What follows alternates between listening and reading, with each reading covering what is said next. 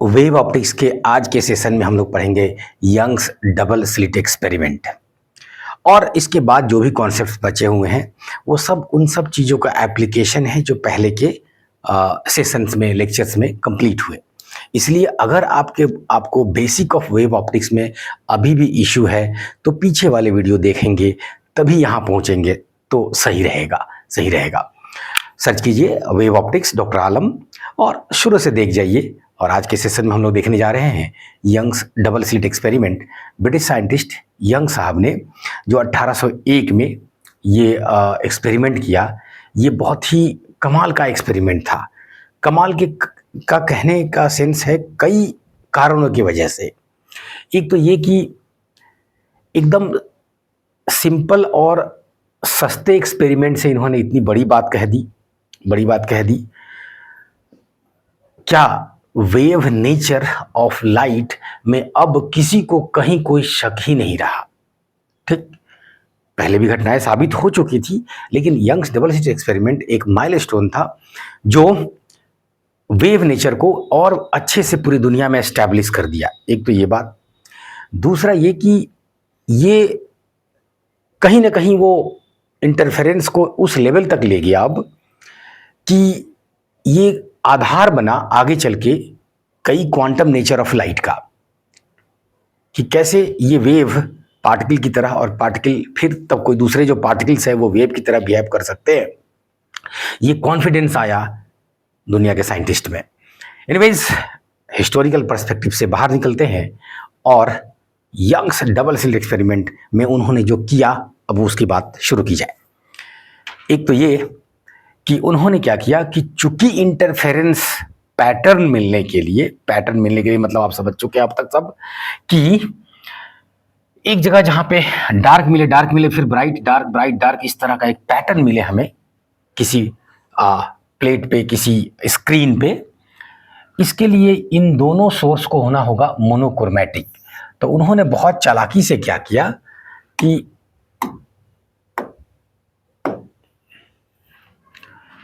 पहले से एक सोर्स था और इस सोर्स से जो लाइट है ना वो इन दोनों स्लिट के थ्रू वो गुजारे। इसको स्लिट अभी मैं पिन होल कहने जा रहा, फिगर में आपको पिन होल दिख रहा है क्योंकि शुरुआती एक्सपेरिमेंट उनका पिन होल पे ही था।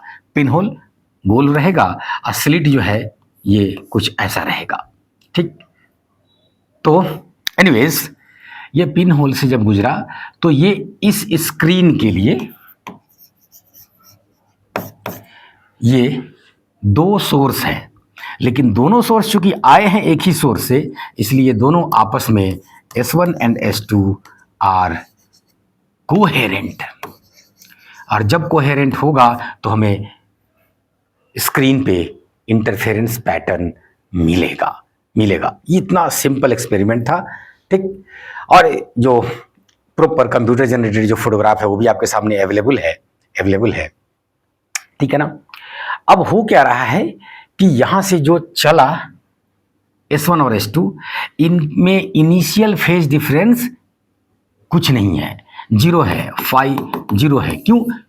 क्योंकि ये यहां से और यहां से दोनों सेम दूरी तय करके यहां से दोनों अलग अलग हो रहे हैं और फिर यहां पे पर्दे पे जाके दोनों मिल रहे हैं। तो इनिशियल में कोई फेज डिफरेंस नहीं था और पर्दे पे भी जो बीच में जहां पे पॉइंट होगा वहां पे फिर कोई फेज डिफरेंस नहीं आएगा। क्यों? क्योंकि पहले से फेज डिफरेंस तो इनमें था ही नहीं। पाथ में भी कोई डिफरेंस नहीं आएगा अगर आप सेंट्रल पॉइंट को लेंगे तब। ठीक है ना। तो सेंटर पे हमेशा ब्राइट मिलेगा, इसमें कोई शक नहीं है। क्लियर। अब आइए, यहां पे मैंने कहा पिन होल लिया गया तो लाइट गोल एपर्चर से जा रहा है वहां, तो लेकिन वहां पे मिल रहा है स्ट्रेट लाइंस, स्ट्रिप्स मिल रहे हैं, पट्टी मिल रहा है। क्यों ऐसा हुआ? क्योंकि आप यहां से जब दोनों वे भी सेंटर पे मिला, इमेजिन कीजिएगा, एक को समझिएगा बाकी समझ जाइएगा। तो सेंटर पे जब मिला, मान लीजिए ये पिन होल, यहां से लाइट चला, सेंटर पे मिला, ठीक है ना। तो सेम पाथ का लेंथ था, इसलिए कोई डिफरेंस नहीं आया पाथ में, इसलिए फेज डिफरेंस नहीं आया, सेंटर पे व्हाइट मिला। अब जरा बताइए, इन दोनों होल से सेंटर पे गया तो ऐसे, सेंटर के एलोंग परपेंडिकुलर डायरेक्शन में कीजिए तो तो भी सेम डिस्टेंस आएगा, परपेंडिकुलर डायरेक्शन में इधर किए तो सेम डिस्टेंस आएगा दोनों के लिए, तो उस लाइन पे दोनों के लिए सेम डिस्टेंस आएगा। तो अगर ब्राइट मिलेगा तो वो ब्राइट पट्टी मिलेगा, पट्टी मिलेगा, ठीक है ना, पट्टी मिलेगा। अच्छा, ये स्लिट भी रहेगा अगर, तो भी वो पट्टी ही मिलेगा। क्यों, थोड़ी देर बाद आते हैं, उस पर चर्चा करेंगे। सोचना ऐसे ही है, लेकिन कुछ तो फर्क होगा स्लिट लेने से, क्या, थोड़ी देर बाद चर्चा करेंगे। पहले यंग्स डबल स्लिट एक्सपेरिमेंट को देखा जाए। तो ये कंप्यूटर जनरेटेड फोटोग्राफ था कि ब्राइट डार्क पट्टी मिल रही है। इसमें जो, अगर ये जो कैपिटल डी है जो कि स्लिट से स्क्रीन की दूरी है, अगर ये ठीक ठाक है दूरी, जो कि मैक्सिमम एक्सपेरिमेंट में यही रहेगा, डी का वैल्यू जो है दोनों स्लिट के बीच की दूरी छोटा वाला डी से काफी बड़ा होगा, काफी बड़ा होगा, ठीक है ना। क्यों होगा, थोड़ी देर बाद आते हैं उस पर। जब बड़ा रहेगा तो ये प्रॉपर स्ट्रेट लाइन मिलेगा, क्योंकि कहीं भी जाएंगे तो कुछ उसी प्रकार से हो रहा होगा, फेज डिफरेंस जीरो पे वाली लाइन मिल रही होगी। लेकिन अगर पर्दा थोड़ा नज़दीक रहेगा तो ये देखिए, ये जो पहुंच गया रहेगा, नीचे वाला पहुंच, थोड़ा सा साइड में लेंगे तो टिल्ट कर जाएगा फेज डिफरेंस जीरो होने के लिए। तो ये देखिए, अगर पर्दा यहाँ पे क्या है, स्क्रीन क्लोजर है, क्लोजर टू द स्लिट्स, दोनों स्लिट, जैसा कि एक्सपेरिमेंट का नाम ही है Young's double slit experiment. Double slit का मतलब क्यों है, क्योंकि डबल स्लिट मतलब दो सोर्स आ रहा है, दोनों कोहेरेंट है। लेकिन ध्यान रखिएगा, स्क्रीन क्लोजर टू द क्या कहते हैं स्लिट्स है, तब भी यहाँ पे डी बड़ा है, ठीक ठाक बड़ा होना चाहिए डी से, तभी इंटरफेरेंस मिलेगा, ठीक ठाक बड़ा होना चाहिए। बस ये है कि इस वाले में उससे भी ज्यादा दूर है, तो यहाँ पे लीजिए, ये मैंने इतना दूर कर दिया, ठीक, यहाँ पे स्क्रीन फार अवे है।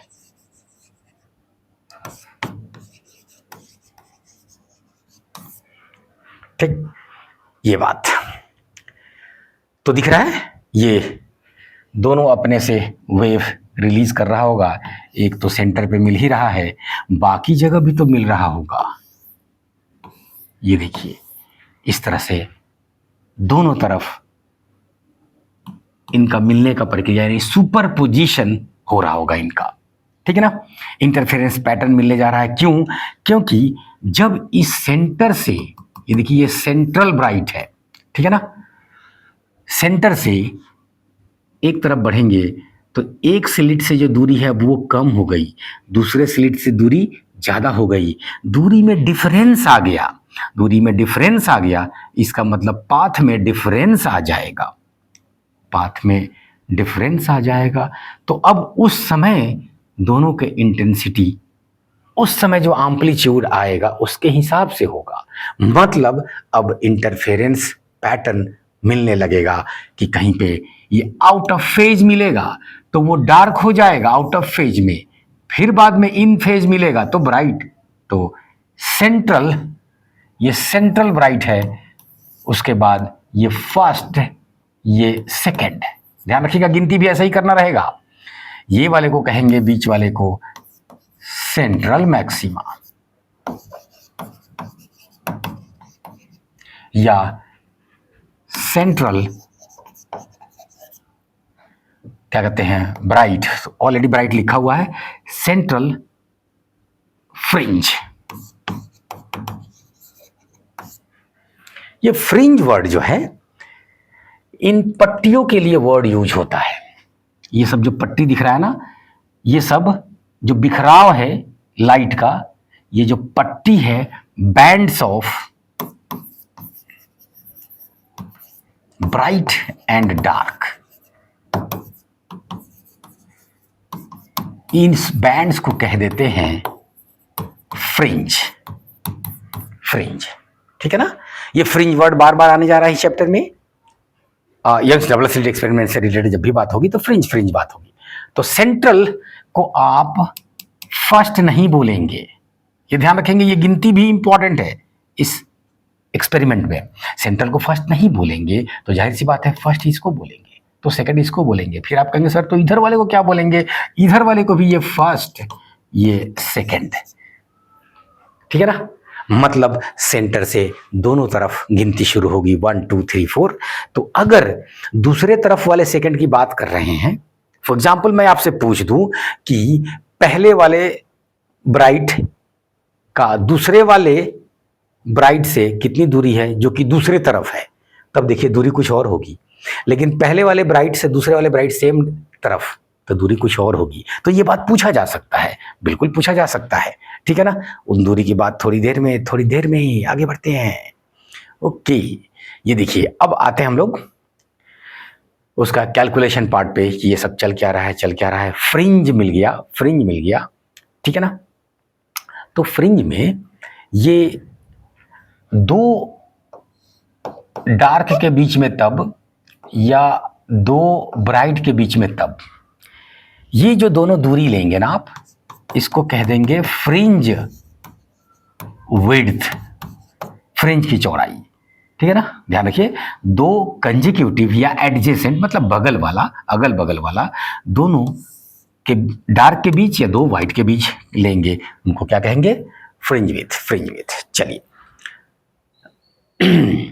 हम लोग तैयार हैं अब ये देखने के लिए कि जब दोनों वेव यहाँ है S1 S2 पे, जिसके बीच की दूरी छोटा वाला d है, स्क्रीन की दूरी कैपिटल D है, जब यहाँ पे है तो दोनों सेम फेज में है। लेकिन जब सेंटर से दूर किसी P पॉइंट पे मिले तो अब फेज डिफरेंस आ गया, क्योंकि पाथ डिफरेंस आ गया, ठीक है ना। तो आप कहेंगे S2P बड़ा है S1P से, ठीक है ना। अगर S2P माइनस S1P ये जो पाथ डिफरेंस है, अगर ये लेमडा के मल्टीपल होगा तो वहां पे कंस्ट्रक्टिव इंटरफेरेंस मिलेगा।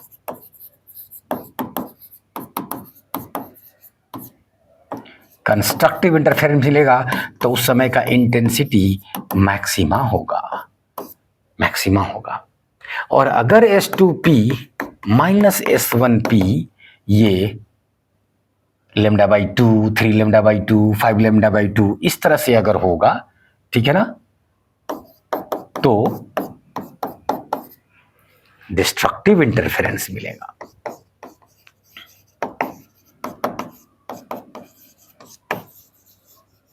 डिस्ट्रक्टिव इंटरफेरेंस में जो इंटेंसिटी मिलता है उसको मिनिमा कह देते हैं आप,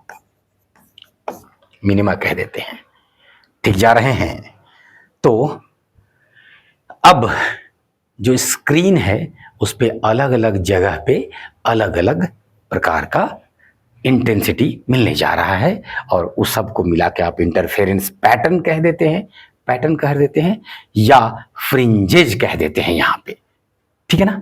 चलिए अब यहाँ पे अगर D बहुत बड़ा है, अगर नहीं इनको होना ही होगा, बहुत छोटे वाले D से बहुत बड़ा होना ही होगा, तब ये जो आप रे बना रहे हैं, ये तीनों, दो तो रे बनाए हैं और एक सेंटर से डॉट डॉट एक लाइन खींचे हैं, और ये कितना एंगल बना रहा है हॉरिजॉन्टल से, उसको आपने थीटा कहा है।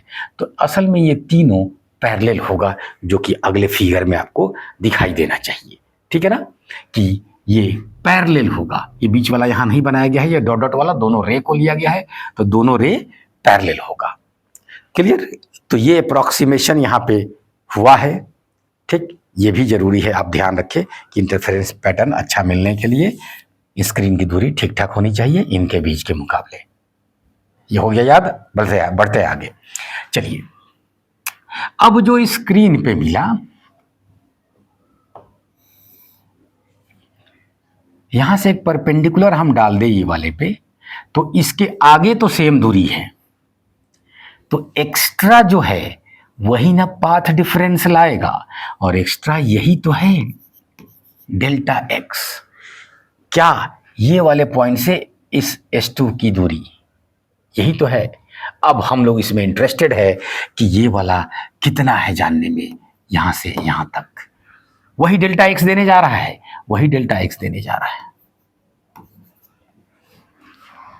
ठीक है ना। अब देखिए, तो ये था थीटा, तो ये 90 माइनस थीटा हो जाएगा, तो चूंकि ये 90 है तो फिर ये थीटा हो जाएगा, ये 90 माइनस थीटा तो फिर ये थीटा। ये डी है, ये डी है, ये राइट एंगल ट्रायंगल आपको दिख रहा होगा, तो ये डी है तो ये हो जाएगा डी कॉस थीटा, तो इधर हो जाएगा डी साइन थीटा। यानी कि डेल्टा एक्स हमको मिल गया डी साइन थीटा। है ना कमाल की बात। इस बात को पकड़ लेना है क्योंकि ये बार बार यूज होता है कि जो पाथ डिफरेंस है दोनों रे में वो डी साइन थीटा होता है। अब देखिएगा, चूंकि ये डी काफी बड़ा है तो ये एंगल काफी छोटा होने जा रहा है, तो इफ थीटा इज स्मॉल तब क्या क्या अप्रोक्सीमेशन होता है साइन में, टैन में भी होता है, याद रखिएगा। तो साइन थीटा लगभग बराबर होगा थीटा के, और हम लोग थीटा को लेके चलेंगे, ठीक है ना। इतना ही नहीं, एक चीज और याद रखें, उसको भी यूज करने वाले हैं हम लोग। टैन थीटा लगभग बराबर होता है थीटा के, ठीक है ना। फिलहाल ये डेल्टा एक्स जो पाथ डिफरेंस है ये हो जाएगा डी थीटा, ठीक है ना। Path difference D theta. और जैसे ही आपको पाथ डिफरेंस मिला तो आप कहेंगे कि डेल्टा एक्स जो डी थीटा मिला है, अगर ये एन लेमडा के मल्टीपल होगा तो कंस्ट्रक्टिव इंटरफेरेंस। अब ये भी देखें तो कंस्ट्रक्टिव इंटरफेरेंस, हम पहला वाला कंस्ट्रक्टिव लेने जा रहे हैं, मतलब सेंट्रल ब्राइट से पहला ब्राइट लेने जा रहे हैं, तो एन का वैल्यू 1 दे देंगे, लैम्डा हो जाएगा। तो थीटा बराबर लैम्डा बाई छोटा वाला डी। तो ये सेंट्रल ब्राइट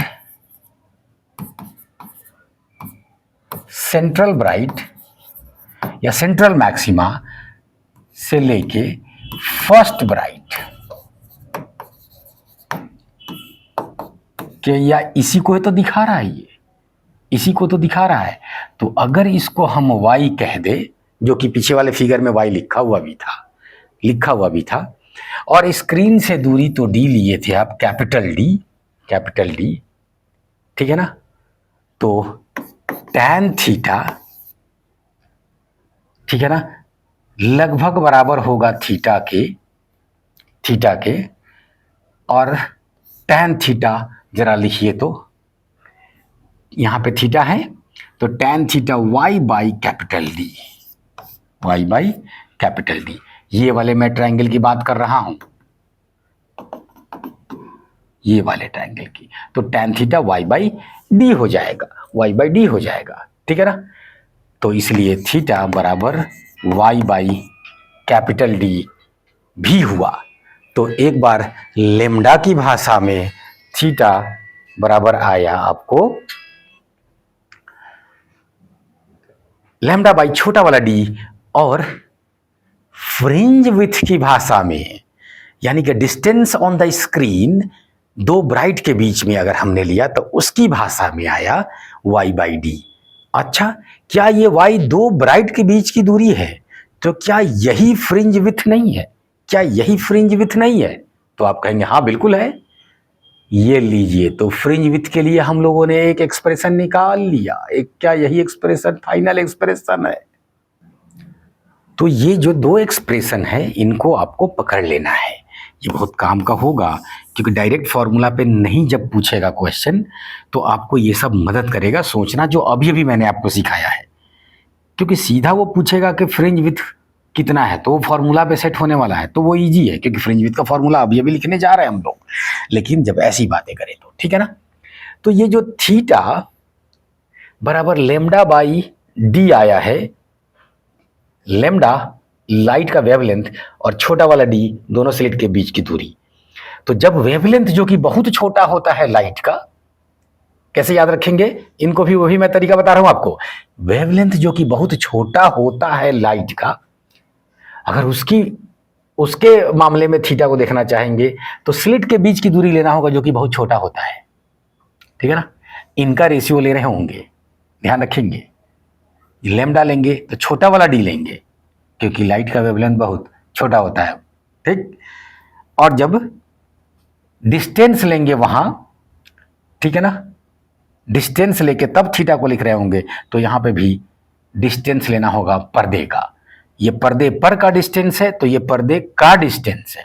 क्लियर। अब दोनों को कंपेयर कर दीजिए, तुरंत काम खत्म, ठीक है ना। अच्छा हाँ, यहां पे बोलते चले, ये कहलाता है, ये जो थीटा है ये कहलाता है एंगुलर फ्रिंज विड्थ या एंगुलर विड्थ ऑफ फ्रिंज, ठीक है ना। एक ही लैम्डा लिए थे, मतलब दो ब्राइट के बीच की दूरी देख रहे थे, तो ये फ्रिंज विड्थ है तो एंगुलर विड्थ ऑफ फ्रिंज या एंगुलर फ्रिंज विड्थ कहिए, तो थीटा बराबर ये मामला, तो ये भी वही है, ये भी एंगुलर फ्रिंज विड्थ। ठीक जा रहे हैं। तो अब दोनों को एक जगह करके एक रिलेशनशिप ले आइए, ठीक है ना। नाउ वी हैव, बोलिए, वहां से आ जाएगा लेमडा बाई छोटा वाला डी और यहाँ पे हो जाएगा वाई बाई बड़ा वाला डी। तो इसलिए y is equal to lambda capital D by small D. ये बात है मशहूर। ये किसका रिलेशन है, ये y क्या है, तो ये कहिएगा ये है फ्रिंज विथ, फ्रिंज विथ, ठीक है ना। y lambda capital D by small D, capital D by small D. तो यहीं पे कहते चले कि सेंट्रल मैक्सिमा से पहले फर्स्ट मैक्सिमा के बीच की दूरी तो एक फ्रिंज विड्थ के बराबर, तो यही हो जाएगा। सेंट्रल मैक्सिमा से दूसरे का तो दो फ्रिंज विड्थ के बराबर। आप देख रहे हैं ना, यहाँ पे 2 लेते तो 2 आता। कुल मिला के ये कि यहां पे फील आप करते चले कि हर फ्रिंज विड्थ की बीच की दूरी सेम होने जा रही है, जिसको आप फ्रिंज विड्थ कहते हैं। तो फ्रिंजेस आर इक्वली स्पेस्ड,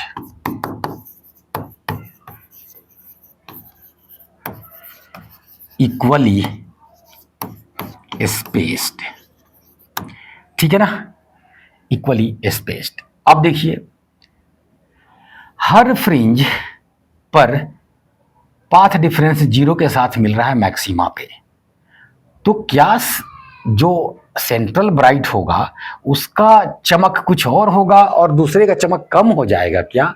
नहीं, नहीं, ठीक है ना। तो इसलिए fringes are equally spaced and they are equally intense.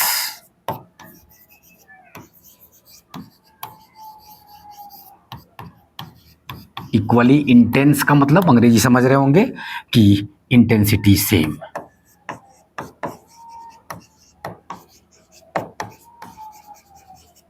Intensity उनका सेम होगा, सेम होगा। क्लियर। एक तो ये बात। दूसरा ये कि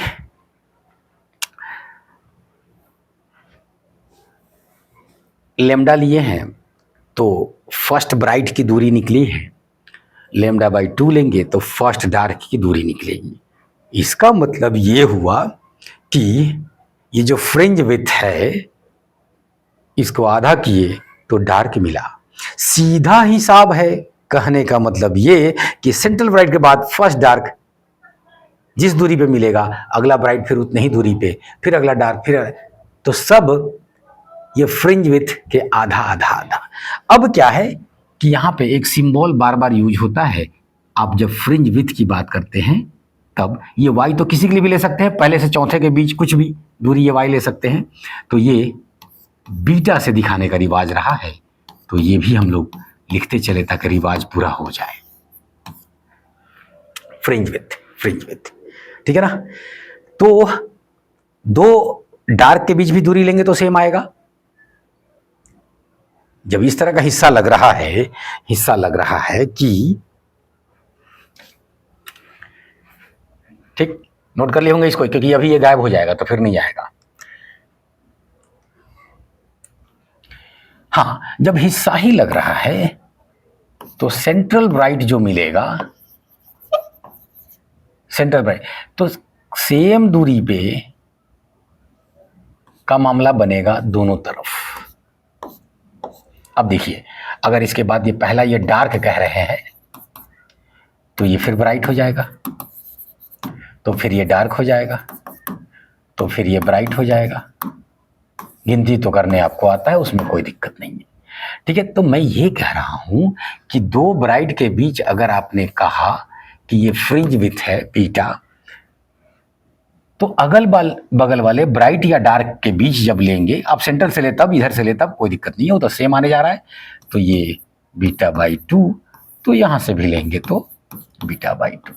ये बात जब ये बात दिमाग में बैठ जाएगी तो हम आपसे अब कुछ भी पूछे किसके किसके बीच की दूरी बताओ तो आप सब बता देंगे। For example, find distance between, ठीक है ना, फ्रिंज विड्थ दे दिया, उसने बीटा ही लिख दिया, लेमडा डी और डी सब कुछ दिया नहीं, बीटा को बीटा दे दिया। तो बिटवीन सेकेंड ब्राइट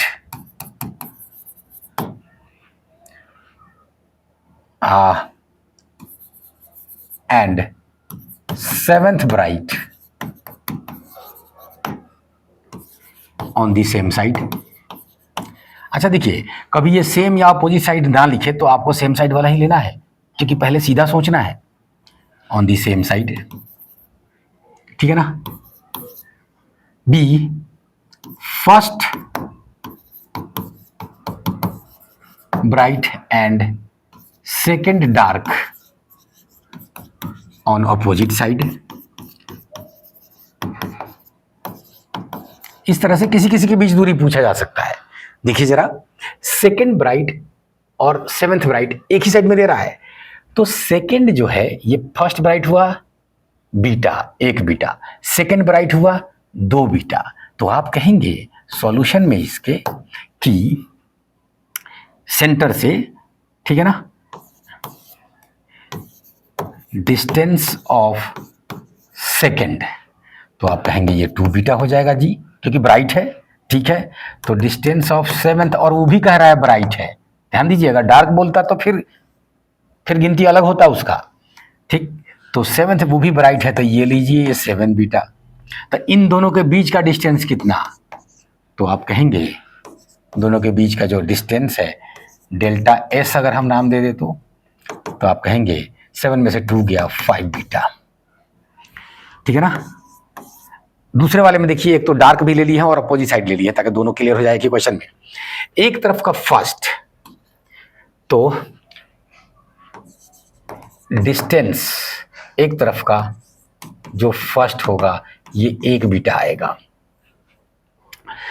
दूसरे तरफ का क्या कह रहा है, सेकेंड डार्क, तो पहला डार्क ये रहा और दूसरा डार्क ये रहा। तो अब देखिए ये सेंटर है, इससे पहला ब्राइट को हम लोग कह देंगे बीटा, ठीक है ना। फर्स्ट डार्क और फर्स्ट ब्राइट के बीच में तो बीटा बाई 2, कोई दिक्कत नहीं है, गिनती आपको आता है। सेंटर के बाद सबसे पहले डार्क मिलेगा, तब ब्राइट डार्क ब्राइट डार्क चलता जाएगा, ठीक है ना, क्योंकि सेंटर खुद ब्राइट था, ठीक जा रहे हैं। तो अब आइए, सेकेंड डार्क कह रहा है जी, तो ये रहा सेकेंड डार्क, सेकेंड डार्क। तो सेंटर से पहला डार्क बीटा बाई 2 पे, तो ये beta by 2 beta by 2 beta by 2, 3 beta by 2, ठीक है ना, क्लियर। तो डिस्टेंस ऑफ सेकेंड डार्क, ठीक, इधर इस तरफ है। अगर आप उसको प्रॉपर, इधर को प्लस आपने डायरेक्शन लिया तो इधर को माइनस डायरेक्शन लेना होगा। वट एवर आप ऐसे फिगर करके बनाइए तो सही है। एक तरफ इतना तो लेना है, डिस्टेंस लेना है, हाँ ले लेंगे।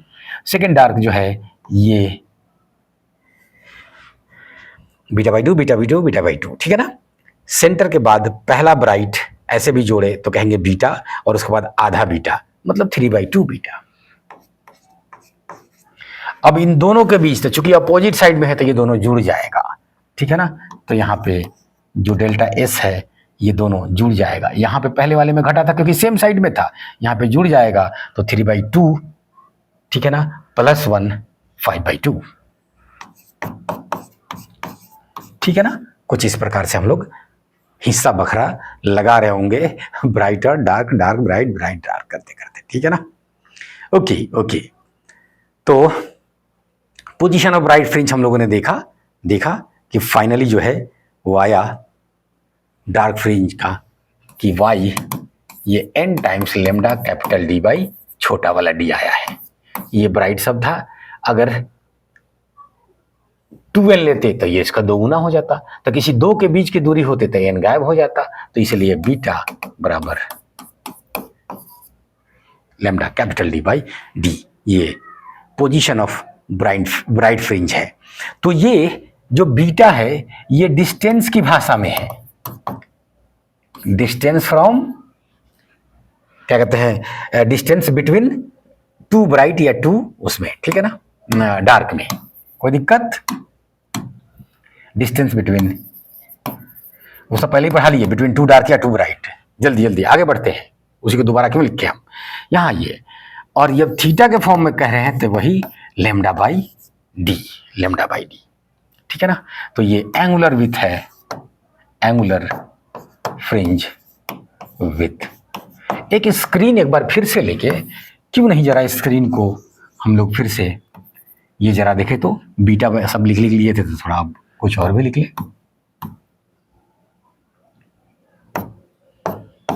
ठीक है ना। ये देखिए, ये ले जा रहा है सेंट्रल, और सेंट्रल हमेशा ब्राइट होगा। ये लीजिए, मैं इसको फर्स्ट ब्राइट इस बार कह दे रहा हूं, ये डार्क रहने दो, चलिए डार्क रहने देते हैं, डार्क, तो first dark first bright, second dark, इस तरह से चलते जाएगा। तो अब जरा बताइए, तो फिर यहाँ से अब एंगुलर विथ की भाषा में बोलेंगे तो कहेंगे ये है लेमडा बाई डी, ठीक है ना। तो उसी तरह से ये डार्क ब्राइट, डार्क तो फिर ब्राइट, तो ये पूरा हो जाएगा 2 लेमडा बाई डी, इसी प्रकार से होते जाएगा, ठीक है ना। तो हमको पता है कि ये पूरा लेमडा बाई डी था, तो डार्क और अगर ब्राइट के बीच पूछ दे तब कुछ नहीं, लेमडा बाई 2D। तो एंगुलर विथ भी हम लोग पर्दे पे इस तरह से एक तस्वीर दिमाग में सेट करेंगे, क्वेश्चन बहुत फास्ट बनेगा इससे, ठीक है ना। पोजीशन ऑफ डार्क फ्रिंज देख लिए, सब हम लोग देख लिए, आगे बढ़ते हैं। फ्रिंज विथ को परिभाषित कर दिए, कोई दिक्कत नहीं, कोई दिक्कत नहीं।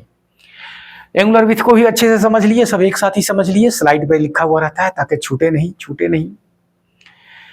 अब आइए important points related with fringe with. तो पहला तो ये कि फ्रिंज विथ जो है वो डिपेंड कर रहा है एक तो लैम्डा पे, स्क्रीन की दूरी पे और स्लिट के बीच की दूरी पे। सिर्फ इतना ही से काम नहीं चलेगा, हमें ये भी यहाँ ध्यान रखना होगा, क्योंकि यंग्स डबल स्लिट एक्सपेरिमेंट मैंने शुरू में ही कहा आपको कि ये बहुत इंपॉर्टेंट घटना थी और इसका बहुत इंपॉर्टेंस है, इसलिए इतने क्वेश्चन पूछे जाते हैं इसमें, वैरायटी ऑफ क्वेश्चंस, ठीक है ना। तो सिर्फ फॉर्मूला से काम नहीं चलेगा, आपको ये भी दिखना चाहिए कि लैम्डा बड़ा तो फ्रिंज विथ बड़ा। मैं वाई क्यों बार बार लिखो, लो मैंने बीटा ही लिख दिया। लैम्डा बड़ा मतलब अगर ये यंग्स डबल स्लिट एक्सपेरिमेंट में हम अलग अलग कलर का लाइट यूज करें तो रेड के लिए फ्रिंज विथ बड़ा होगा क्योंकि उसका वेवलेंथ बड़ा होता है, ब्लू के लिए छोटा होगा, ठीक है ना। अगर हम स्क्रीन को और दूर ले जाए तो जो फ्रिंजेज है वो फैल जाएंगे क्योंकि बीटा बढ़ेगा, देखिए बीटा बढ़ेगा तो लैम्डा बढ़ाने से भी फ्रिंजेज फैल जाएंगे, तो स्क्रीन की दूरी बढ़ाने से भी फ्रिंजेज फैल जाएंगे, ठीक है ना। ये बात हाँ, और स्लिट के बीच की दूरी के इनवर्सली प्रोपोर्शनल है। इसको अगर ये छोटा करेंगे तब ये फैल जाएगा, ठीक है ना। जितना छोटा करेंगे तब वहां पे उतना ज्यादा डाइवर्सन होगा। क्लियर? एक दो बातें और होगा इससे रिलेटेड, आगे होना चाहिए। हाँ, ये देखिए मैंने बोला था आपको कि पिन की जगह अगर स्लिट ले ले तब, ऐसे एक्सपेरिमेंट का नाम ध्यान रखिए डबल स्लिट एक्सपेरिमेंट ही है। तो ये वाला फिगर एक्चुअल में फाइनल वाला है, ठीक क्यों है जरा देखिए। तो इससे हुआ क्या कि आप स्लिट भी लिए ना तो यहां पे फ्रिंज का पैटर्न वैसा ही मिला, सब पट्टियां ही मिली। क्यों ऐसा हुआ? तो ये देखिए, ये जो दोनों स्लिट है, इमेजिन कीजिए एक पिन होल यहां, एक पिन होल यहां, दोनों मिलके वहां जाएंगे और अपना फ्रिंज पैटर्न देंगे और उसके ऊपर भी मिलेंगे सेम दूरी पे। वही जो मैंने बता रहा था कि इधर मिलेंगे सेम दूरी पे, इधर मिलेगा सेम दूरी के। अब ये जो पिन है इसके बगल में एक और पिन होल ले लीजिए, तो इसके भी बगल में एक और पिन होल ले लीजिए, ये भी तो वही कहानी कहेगा, सब मिलके वही कहानी कहेंगे। तो अभी भी पट्टी ही मिलेगा। फर्क क्या होगा कि वहां दो ही पिन होल था, यहां पे इस स्लिट में हम कई पिन होल इमेजिन कर सकते हैं।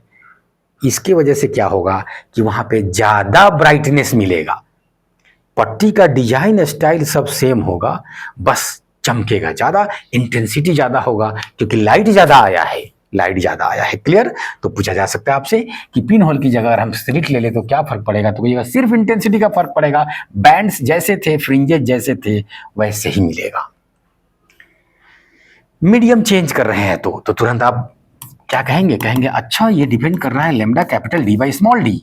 ये कैपिटल डी और स्मॉल डी जो है ये तो apparatus जो है यंग्स डबल स्लिट एक्सपेरिमेंट का जो सामान है, डिवाइस है, ये तो डिवाइस का है कि स्क्रीन कितना दूर रखे हुए हैं, छोटा वाला डी कितना दूर रखे हुए हैं। पूरे डिवाइस को हम पानी में डुबा दिए तो वो क्यों चेंज करेगा? ये कैपिटल डी और स्मॉल डी, लेमडा चेंज हो जाएगा, ठीक है ना। तो मीडियम के चेंज होने से lambda changes, if medium changed तो लेमडा चेंजेस, और इसके वजह से बीटा चेंजेस। और आप जानते हैं कि डेंसर मीडियम में जाएगा तो लेमडा छोटा हो जाएगा, तो बीटा छोटा हो जाएगा। अगर व्हाइट लाइट यूज किया गया तो ठीक है ना, कलर आपने यूज नहीं किया, लो सातों रंग को मिला के मार दिए, तब क्या होगा? तो अब देखिए, आप कहेंगे कि जो सेंटर पे मिल रहा था पहले ब्राइट, उस पर कोई फर्क पड़ेगा नहीं पड़ेगा? क्या नहीं पड़ेगा। क्यों? क्योंकि जो दोनों स्लिट था या पिन होल था, इससे ब्लू कलर हो तब, रेड कलर हो तब, कोई भी कलर हो तब, सब सेंटर पे पहुंचेगा सेम दूरी तय करके। तो सेंटर पे कभी भी पहुंचने में पाथ डिफरेंस नहीं आता है, ठीक है ना। क्योंकि पहले से कोई पाथ डिफरेंस नहीं था तो यहां पे भी कोई पाथ डिफरेंस नहीं होगा, इसलिए यहां पे हमेशा कंस्ट्रक्टिव इंटरफेरेंस होगा सभी कलर्स का, ब्लू से लेके रेड तक, विबग्योर वायलेट से लेके रेड तक, सातों कलर का। तो इसलिए सातों कलर मिलके पहले भी वाइट थे, तो सेंटर पे हमेशा सेंट्रल जो ब्राइट होगा ये वाइट ही मिलेगा सेंटर पे। लेकिन जरा बाकी तो सोचिए, तब क्या होगा? अब जब जैसे ऊपर बढ़ने लगेंगे तो वायलेट कलर कहेगा हमारा बीटा छोटा होगा क्योंकि हमारा वेवलेंथ छोटा है। मैंने दो कलर को कर लिया, आप किसी भी कलर को आप कंपेयर कर सकते हैं, आपको मतलब है जिसका लैम्डा बड़ा उसका बीटा बड़ा, ठीक है ना। तो रेड का बड़ा है, वायलेट का। तो वायलेट की तरफ कौन कौन है? तो कहिएगा इंडिगो है, ब्लू है, ये इसकी तरफ है, इसके आसपास है, ठीक है ना। और उधर येलो, ऑरेंज, रेड है। एनीवेज, आपकी आंखों को ये सब ब्लू जैसा ही दिखता है, वायलेट, इंडिगो, ब्लू जैसा ही दिखता है। तो इनका चूंकि छोटा है फ्रिंज, तो इसलिए जैसे एक तरफ बढ़ने लगेंगे, इनका सबसे पहले सेंटर के बगल में ब्राइट मिलता है पहले कि डार्क, पहले डार्क तब ब्राइट, तो इनका पहले डार्क मिलना शुरू होगा इधर, डार्क ऑफ ब्लू रीजन में लिख रहा हूं, ध्यान रखिए, इंपॉर्टेंट बात है, इसमें वो तीनों कलर आ रहा है, वायलेट, इंडिगो, ब्लू, तो उनका डार्क मिल रहा है, मतलब वो गायब होंगे वहां से, पर्दे पर से वो गायब होंगे। लेकिन जो रेड साइड वाले हैं वो कहेंगे हाँ हाँ हाँ, अभी हमारा डार्क अभी बाद में आने वाला है, अभी थोड़ा और ऊपर, क्योंकि हमारा फ्रिंज विड्थ बड़ा है, हमारा बाद में आने वाला है, मैं तो यहां पे रहूंगा अभी, अभी हमारा डार्क नहीं है। तो ब्लू साइड वाला गायब मिलेगा, रेड साइड वाला दिखेगा दिखेगा। तो एक्चुअल में स्क्रीन पे आपको सेंट्रल ब्राइट ये व्हाइट मिलेगा, और सबसे पहले जो दिखेगा वो रेड दिखेगा, रेड दिखेगा, इसके बगल में रेडिश दिखना शुरू होगा, व्हाइट गायब होना शुरू होगा, और इधर लाल दिखना शुरू होगा। ध्यान रखिएगा, वो जिधर लाल दिख रहा है इस बार, वो लाल का ब्राइट नहीं है, लाल का ब्राइट नहीं है। कमाल की बात है, देखिए कैसे साइंस की चीजें इतनी इंटरेस्टिंग हो जाती है, आपको रीजनिंग टाइप की चीजें दिखने लगती है। अभी रेड का ब्राइट नहीं आया है, लेकिन तब भी रेड दिख रहा है, क्यों? क्योंकि ब्लू साइड वाला सब भाग गया है, उसका डार्क आ गया है, तो इसलिए बगल में, ठीक है ना, ये रेडिश रेडिश अपीयरेंस होगा, पहले लाल दिखना शुरू हो जाएगा। ये बात पूछा जा सकता है, और ये बात अगर पूछ दे कि ये जो लाल दिख रहा है, क्या ये रेड का फर्स्ट मैक्सिमा है? नहीं नहीं, अभी तो वो बाकी है, उसका मिनिमा भी बाकी है। अभी पहले मिनिमा ब्लू का आएगा, तब मिनिमा रेड का आएगा, तब ना मैक्सिमा की बात शुरू होगी। तो फिर मैक्सिमा पहले ब्लू का आएगा, तब रेड का आएगा। क्लियर? तो इसलिए पहले रेडिश दिखेगा, और तब मैक्सिमा ऑफ ब्लू दिख जाएगा। ये जो रेडिश दिखा ये मैक्सिमा नहीं है, ये ध्यान रखिए, ठीक है ना। ऐसा होते जाएगा होते जाएगा। तब क्या होगा, आगे थोड़ा दूर जाने के बाद किसी का वहां पे डार्क पड़, गौर से सुनिएगा, किसी का वहां डार्क पड़ रहा होगा सातों कलर में से, तो कोई कहेगा ना हमारा वहां ब्राइट है, ठीक है। कोई और कहेगा हमारा वहां पे जस्ट बगल में हमारा ब्राइट है, कोई जस्ट बगल में कहेगा हमारा डार्क है। इस तरह से जो ब्राइट ब्राइट करते करते थोड़ी देर बाद सब ब्राइट, सब जगह सबका ब्राइट आने लगेगा, ठीक है ना। तो डार्क तो नहीं दिखता है, समझ में आ रहा था, लेकिन डार्क अब रहबे नहीं करेगा, क्योंकि किसी और का ब्राइट वहां आ जाएगा। होते होते जब थोड़ा और आगे बढ़ेंगे तो एक कलर का वो पांचवा ब्राइट होगा, तो दूसरे कलर का हो सकता है तीसरा ब्राइट हो, किसी और कलर का सातवां ब्राइट हो। मतलब सब जगह सब कलर मिलने जा रहा है। जब ऊपर जाएंगे तब दूर पे, और इधर भी जाएंगे दूर पे, तो वही कहानी होगी, वही कहानी होगी, ठीक है ना। तो इसलिए पहले तो कलर्स दिखेंगे, कलर्स दिखेंगे,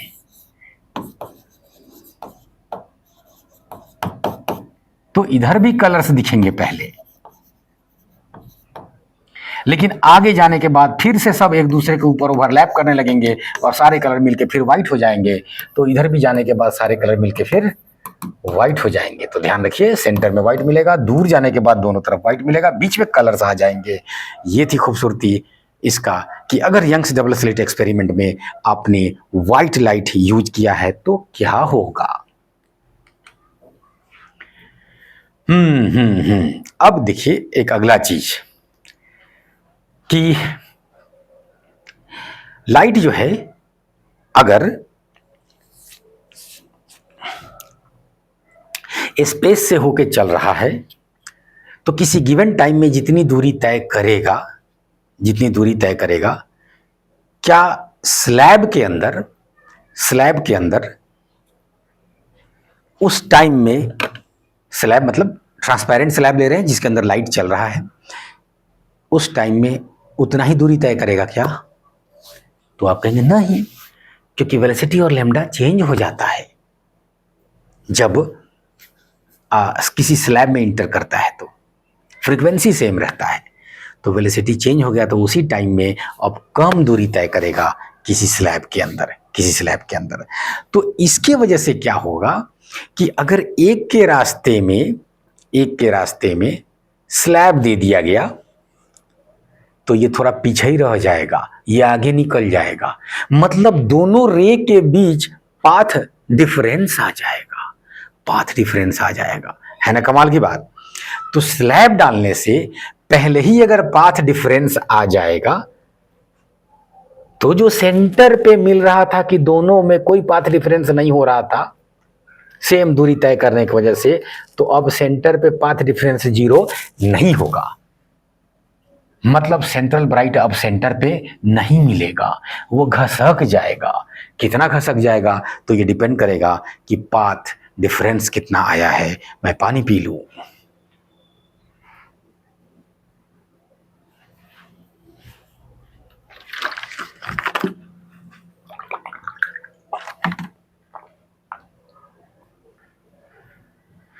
तो हमने कहा कि दोनों के पाथ में डिफरेंस आ जाएगा। ये बात चूंकि बहुत काम की है, ये सिर्फ यंग्स डबल स्लिट एक्सपेरिमेंट में नहीं और कई जगह आपसे इस तरह की बातों को में उलझाया जा सकता है। तो इसलिए आप मीडियम चेंज होने से जो पाथ डिफरेंस आता है वो उसकी चर्चा थोड़ा सा एक बार कर ले हम लोग। चलिए, मान लीजिए कि ये जो रास्ता है, ठीक है ना, ये वैक्यूम है,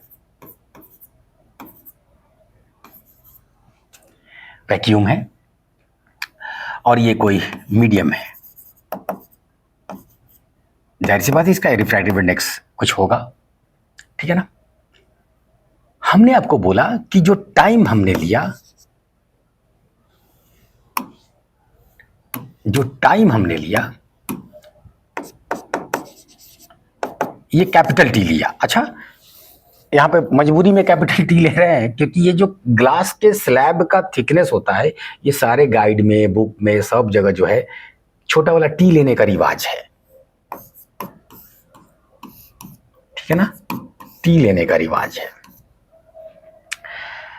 तो कैपिटल टी टाइम में अगर ये स्लैब को पार किया है, ठीक है, time t in which it crosses the slab,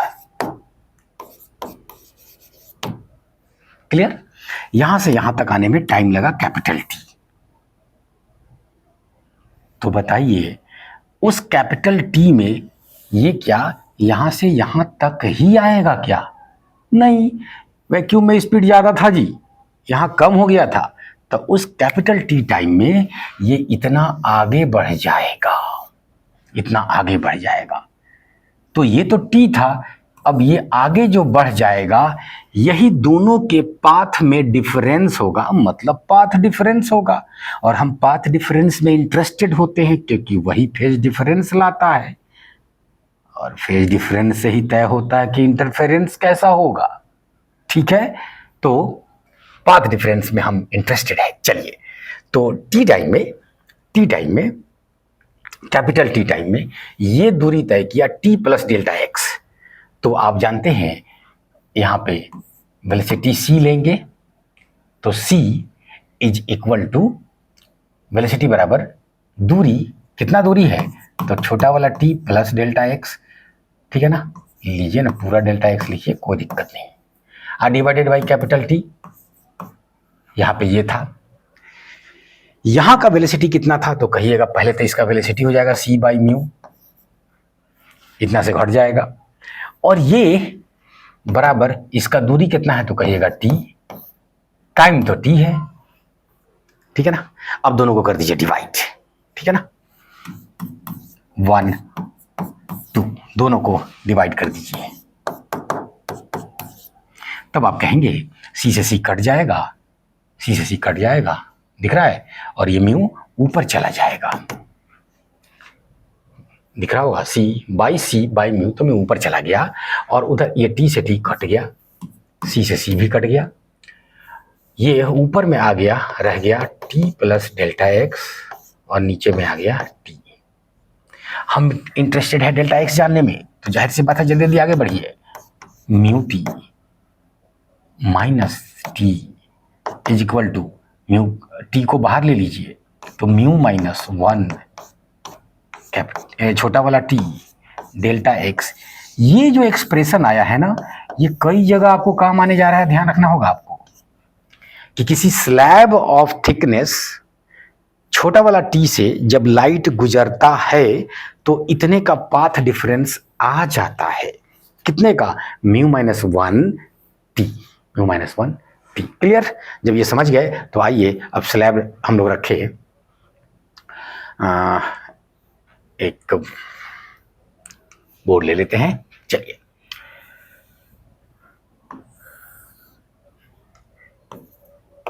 S1 S2, ठीक है ना। पहले सेंटर पे ब्राइट मिल रहा था। अब देखते हैं, इनका कहना है कि एक स्लैब बीच में ले आया गया टी थिकनेस का, ठीक है ना।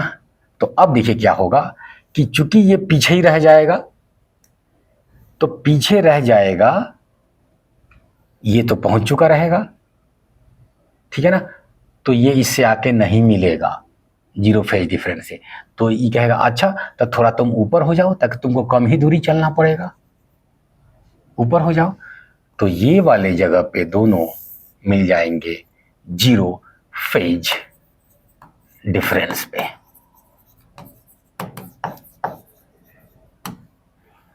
ठीक है ना।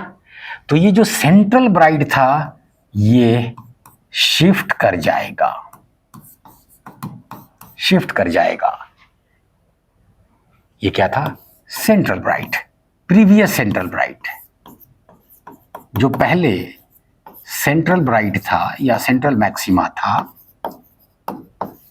ये सेंट्रल मैक्सिमा अपनी जगह से शिफ्ट कर जाएगा।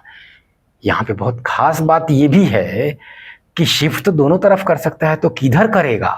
तो ये उधर करेगा जो पीछे रह गया है। अरे मतलब जिधर स्लैब लगाया गया है शिफ्ट उस तरफ करेगा। अगर इधर करते तो ये पीछे रह जाता, तो शिफ्ट इस तरफ करता, नीचे की तरफ करता। ठीक जा रहे हैं? तो अब देखिए, ये जो फेज चेंज के वजह से, पहले पाथ डिफरेंस था, उसके वजह से फेज डिफरेंस आया, फेज डिफरेंस की वजह से जो सेंट्रल मैक्सिमा है वो शिफ्ट कर गया। तो ये जो कांड हुआ, क्या ये सिर्फ सेंट्रल के साथ होगा? नहीं, ये तो सबके साथ इक्वल बर्ताव करेगा। ये दोनों मिलके तो कहेगा सुन भाई, सेंटर पर शिफ्ट हुआ है तो ये तुम डार्क था बगल में, अब तू भी शिफ्ट हो, उतना ही। फिर उसके बगल में फर्स्ट ब्राइट था, तू भी शिफ्ट हो, उतना ही। तो कुल मिला के ये कि ये सारे के सारे जो फ्रिंजेस मिल रहे थे इस स्क्रीन पे ये सब के सब ऊपर शिफ्ट कर जाएंगे। मेरे हाथ पे ध्यान दीजिएगा, मैंने सेंटर से नीचे तक को भी पकड़ लिया और सब के सब ऊपर शिफ्ट हो जाएंगे जिधर स्लैब था, सब के सब। क्यों? क्योंकि यही न है जो ये किया। वो नीचे की तरफ होता तो ये शिफ्ट हो जाता, सब के सब नीचे शिफ्ट हो जाते। तो पहले जहां सेंट्रल था उससे अगर 1 मिलीमीटर आगे घसका तो डार्क भी उतना आगे घसक जाएगा, फिर अगला ब्राइट भी उतना। जब सब उतना ही घसक जाएगा तो इनके बीच की जो दूरी थी, क्या उसमें कोई फर्क पड़ेगा? नहीं। तो बीच की दूरी को आपने क्या नाम दिया था? Fringe width. तो फ्रिंज विड्थ पे कोई फर्क नहीं पड़ेगा स्लैब लाने से, ये बात है खास। ठीक है ना। तो शिफ्ट तो होगा सब में, shift in all dark and bright bands equally. ठीक है ना। और इसके वजह से क्या होगा कि जो फ्रिंज विथ बीटा था ये रिमेन्स सेम। जब फिजिक्स इसका समझ गए तो अब खाली हम लोग इंटरेस्टेड हैं कि कितना शिफ्ट होगा ये जानने में। ठीक है ना। तो चलिए अब उसको देखा जाए। तो अब देखिए, दोनों रे जो चल रहा था सेंटर के अलावा कहीं मिल रहा था, तो फेज डिफरेंस पाथ डिफरेंस के वजह से आ रहा था, और जो पाथ डिफरेंस था ना वो डी थीटा था। आज हम लोग पढ़े, अच्छे से पढ़े हैं, पीछे में अब समय लग जाएगा, आगे बढ़ते हैं। तो ये दोनों में शिफ्ट क्या कहते हैं, पाथ डिफरेंस पहले से डी थीटा आ रहा था। तो अब नया पाथ डिफरेंस आ रहा है, तो इसका मतलब जो अब एक्चुअल पाथ डिफरेंस होगा, तो जो एक्चुअल पाथ डिफरेंस होगा, पहले से डी थीटा था, ठीक है ना, अब इतना से वो पीछे रह गया, तो पाथ डिफरेंस जो है टोटल जो चाहिए था अब उससे कम ही चाहिए फ्रिंज विथ पाने के लिए, पहला ब्राइट पाने के लिए, ठीक है ना। तो डी थीटा में से ये जो पाथ डिफरेंस आया म्यू माइनस वन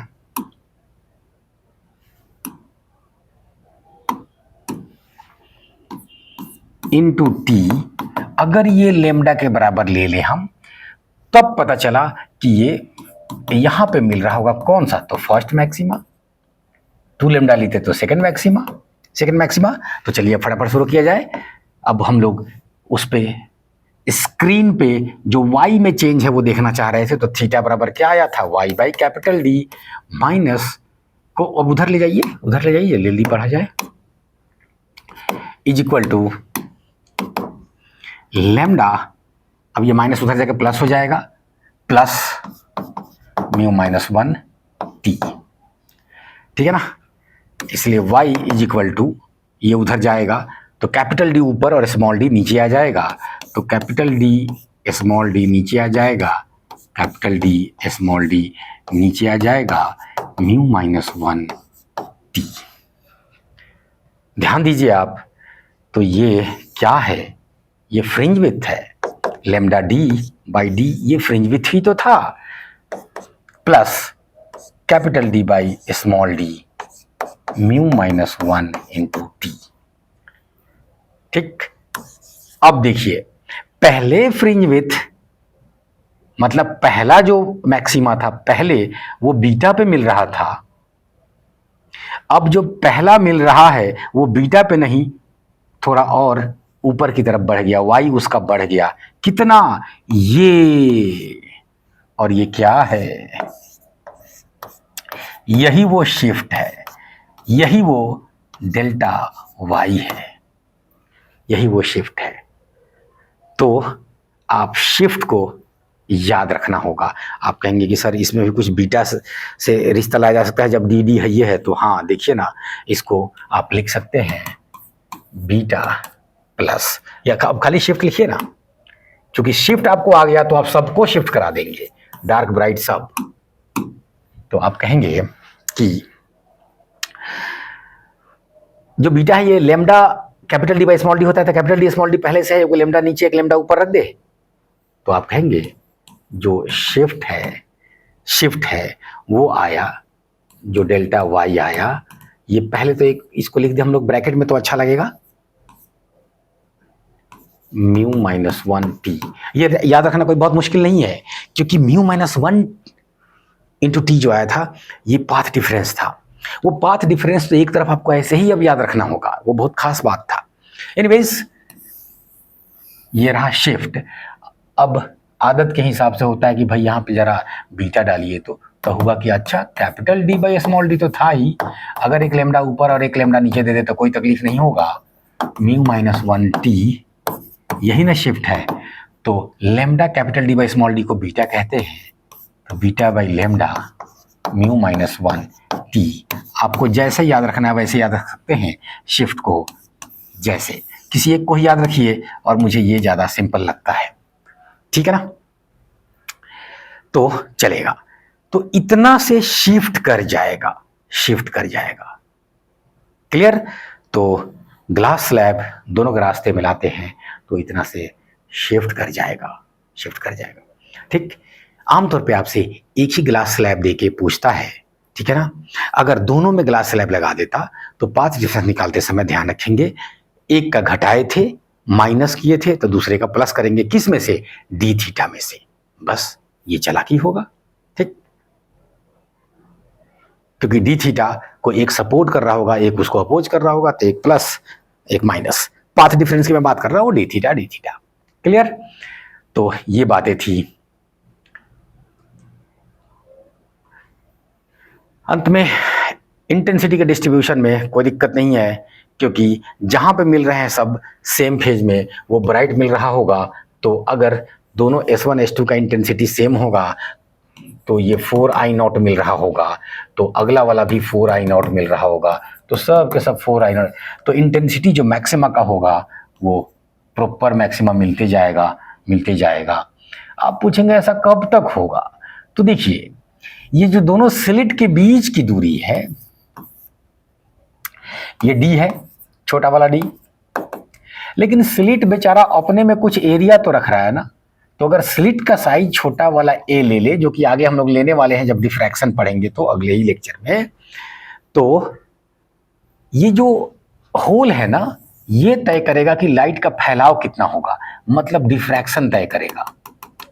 और ये वाला जो है ये तय करेगा कि ये दोनों कैसे सेपरेट सोर्स के तौर पे इस्तेमाल होंगे और इंटरफेयर कर रहे होंगे। तो बेसिकली ये जो क्या कहते हैं A/D का रेशियो है, ये अपर्चर का साइज है, ये अपर्चर के बीच की दूरी है, दोनों अपर्चर के, ये मिलकर तय करते हैं कि इंटरफेरेंस पैटर्न कितना दूर तक मिलेगा। जितना आप पतला लेंगे, जितना आप पतला से पतला लेंगे ये दोनों स्लिट, उतना दूर तक मिलेगा, ठीक है ना, क्योंकि फैलाव कम होगा इसके अपने एक होल का, तो ज़्यादा से ज़्यादा अच्छा इंटरफेरेंस पैटर्न मिलेगा, दूर तक मिलेगा।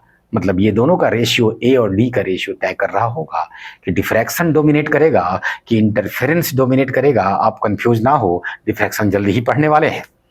ओके, तो दिख रहा होगा ये सेंट्रल है, सेंट्रल मैक्सिमा CM चीफ एनेस्टा, और उसके बाद ये डार्क λ/2 पे, ब्राइट लैम्डा पे 3λ/2, फिर 2λ। तो ये सारे के सारे ब्राइट है, ये डार्क है, तो ये ब्राइट है, फिर डार्क है, मिलते जाएगा। ये लैम्डा दे रहा है, ठीक है ना, तो ये पाथ डिफरेंस हो गया। आज जब एंगल दे रहा है तो फेज डिफरेंस हो गया। अरे बढ़ जाए आगे।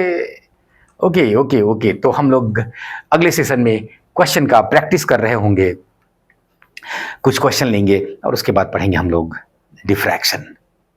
तो आज रुकते हैं यहीं पे। Thank you, bye bye.